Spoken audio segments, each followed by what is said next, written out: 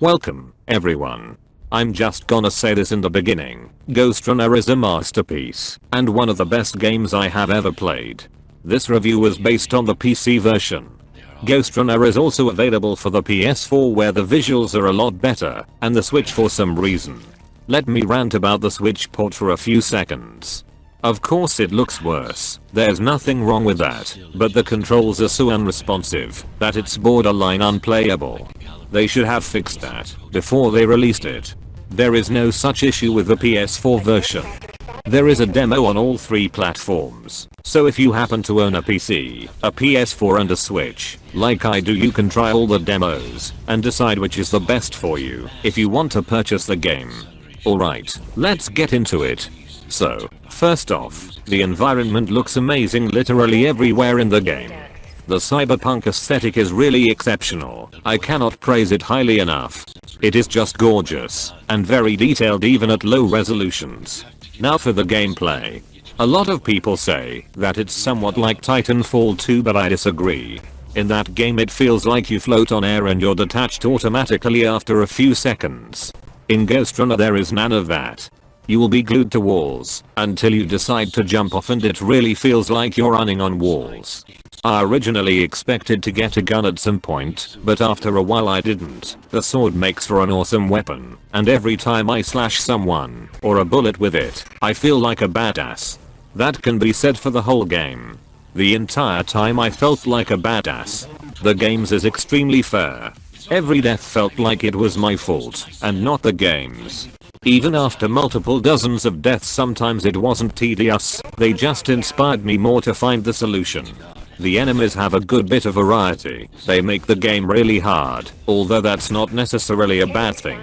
New enemies and gameplay mechanics get introduced just about when the ones you know already start to get a tiny bit boring. When you fight a lot of guys with pistols, here come the guys with machine guns, and so on. Same for gameplay mechanics. This game always tries something new for you to not even have a chance of getting bored, and it works. I hardly ever can say this for any game, but I was not bored a single time I've played this. Not once. I have over a day in this game, and every minute of it was filled with excitement. The story was interesting enough to keep me going forward even more. It's not flawless or anything, but it's interesting and gives a meaning to most things. The 3 boss fights in the game I think were alright. Tom was a bit annoying sometimes. Hell took long to learn how to beat, but it was fine. And to me Mera was the easiest. She is so generic. I mean, I would count hitting her 3 times, while sometimes she attacks in predictable and easily avoidable patterns, and sometimes she makes the floor dangerous. Generic. Now that I'm talking about the bad things, let's discuss the flaws of the game.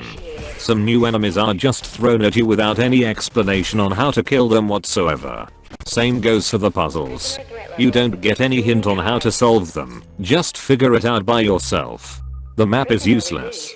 I only ever used it like 3 times, when I couldn't find one remaining enemy, and you can enable a skill that shows hidden stuff on the map, but apart from that it has no use. You have markers pointing where to go anyway, so why look at the map? Some abilities are fairly subpar, such as Blink. I don't think I used it more than 3 times, and that can be said for pretty much all of the abilities. Really? They were somewhat like a second map to me, something I didn't pay much attention to, only when I was starting to struggle with an area. And that was all the flaws I could think of. I think it's obvious that the positive points vastly outweigh the negative ones. I give this game a 10 out of 10. Ghost Runner 2 has been announced, and I can't wait for the sequel. Feel free to leave your opinion about the game in the comments. Consider subscribing and following me on Twitter. Check out the game in the description along with other links. See you in the next video. Goodbye, everyone.